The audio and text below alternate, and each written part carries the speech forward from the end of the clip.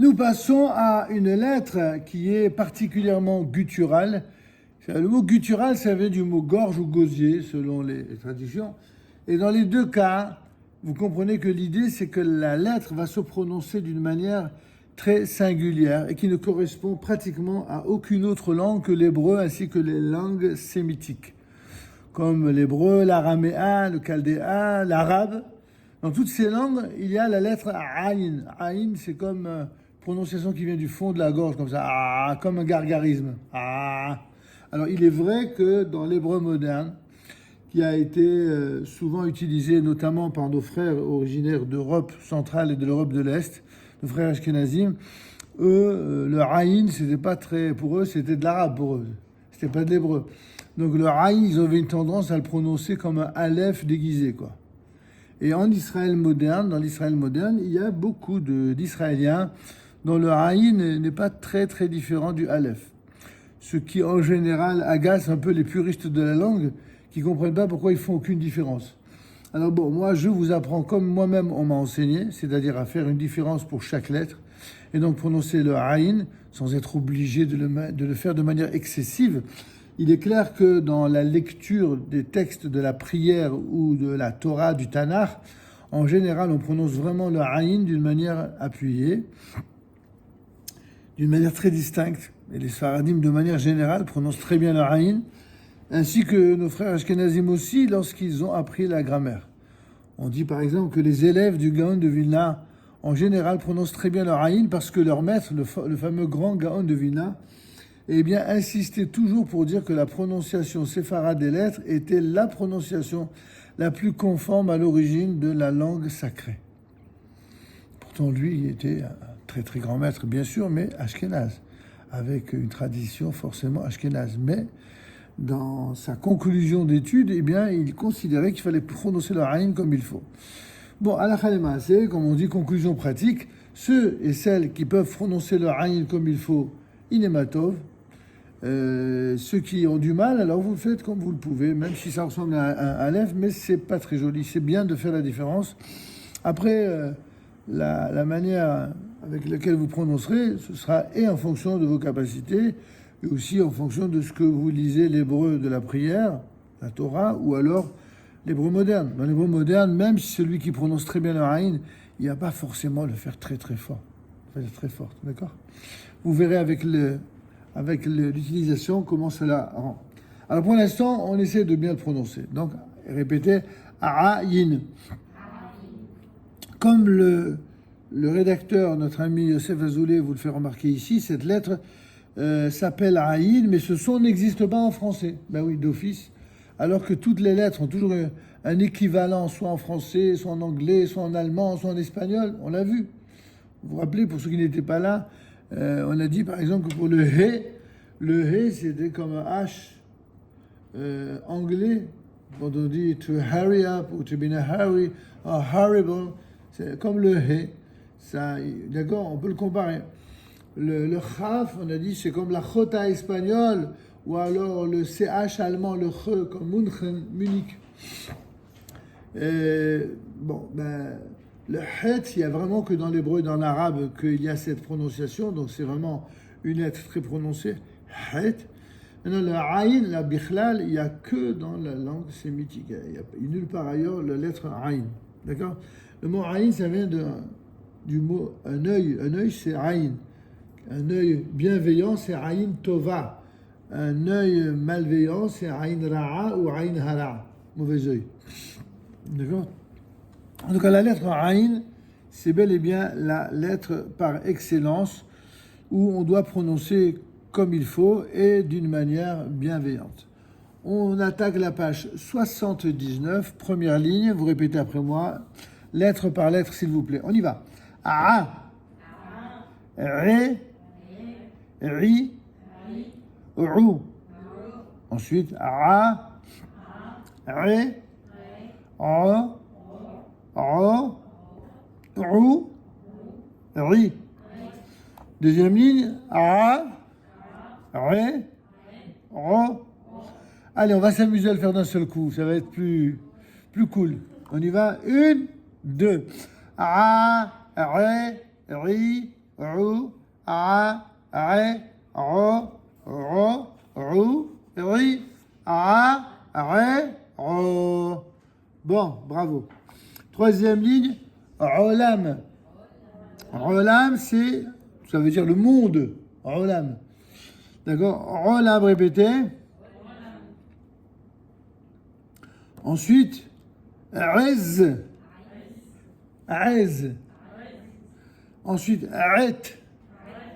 Aret. Aret qui signifie tantôt un stylo, tantôt ça signifie le temps, mais c'est écrit autrement. En tout cas, ici, c'est un stylo. Ensuite, quatrième ligne, rouga. Rouga, c'est quoi? Un gâteau. Qu'est-ce qu'ils sont forts, waouh. Ensuite, on y va. Aïn. Aïn, c'est un œil, mais les yeux, ça se dit Aïnaïm. Alors, tout ce qui concerne les membres du corps humain qui vont par deux, et au-delà des membres du corps humain, beaucoup de choses qui vont par deux en hébreu se terminent par Aïm. Donc, Aïn, c'est un œil, Aïnaïm, les yeux. Une main, ça se dit Yad, les mains, c'est Yadaïm. Regel, c'est la jambe ou le pied, Raglaïm, les. D'accord? Non. C'est pas Yeladaïm, c'est Aïm, rappelez-vous. D'accord? Alors, on y va. Ensuite, Rogen. Rogen, c'est l'encre d'un bateau. Rogen, répétez. Ensuite, Agvania. Agvania, c'est une tomate, hein, c'est facile à deviner. Ensuite, Agala. Encore. C'est une poussette, vous l'avez compris. Une poussette ou même une carriole, ça se dira Agala. Et enfin, Aniva. Ça, c'est une cravate. D'accord? Aniva. Allez, comme il n'y a pas beaucoup de mots, c'est comme pour la page précédente. On va les lire tous d'un coup, de la ligne 3 à la ligne 5, ensemble. On y va. 1, 2. Rolam. Rez. Ret. Rouga. Ayin. Ainaïm. Rogen. Agvania. Agala. Aniva. Ça va? Tournez la page et prenez donc la page 80. On y va, première ligne. Ara, Ré, Ri, Rou, Ro, Ro, Rou, Ri. Allez, on reprend tous ensemble. Ara, Ré, Ri, Rou, Ro, Ro, Rou, Ri. Deuxième ligne, on y va. A, Ré, Ké, A, Ré, Ro, Red. Rad et Rod. C'est bon? Allez, on fait d'un coup.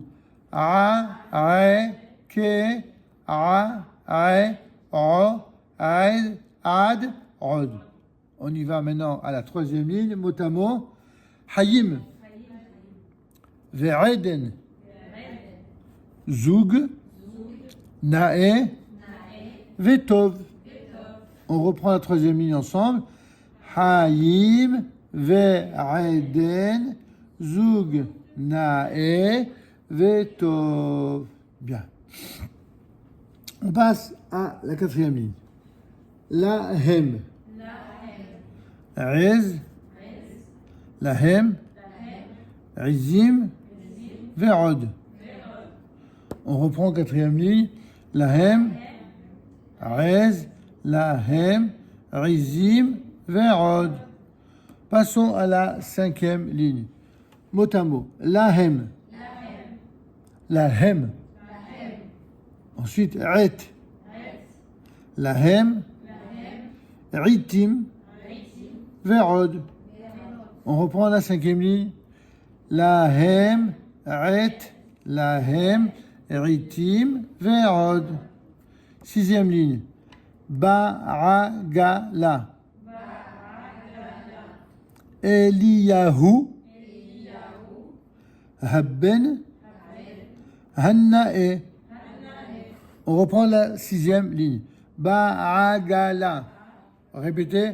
Baragala, Eliyahu, Haben, Hanna et septième ligne. Lahem. Olam. Malé. Kol Tuv. Alors il y a marqué Kal comme vous le voyez, mais ce mot qui s'écrit Kal, en vérité se prononce toujours Kol. Pourquoi il en est ainsi? Il y a deux manières de formuler la règle. Soit de dire que à chaque fois que le kamat, c'est-à-dire ce fameux A, il se trouve à l'avant-dernière lettre du mot et que la dernière lettre n'a aucune voyelle, alors ça se prononce O. C'est la manière qui est traditionnellement enseignée, mais qui est un peu compliquée. On va le dire d'une manière plus simple. C'est qu'à chaque fois qu'il n'y a pas de voyelle à la dernière lettre, c'est comme s'il y avait un sheva.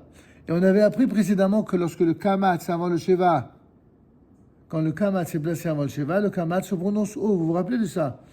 On avait vu ça dans le mot mog, si vous vous souvenez. Mais ici, c'est la même chose, c'est kol. C'est comme s'il y avait un sheva juste après. Mais en vérité, il n'y est pas. Voilà pourquoi la règle n'est pas toujours présentée de la même manière. En tout cas, le mot kal, ça se dit toujours kol. Il y a, je crois, deux exceptions.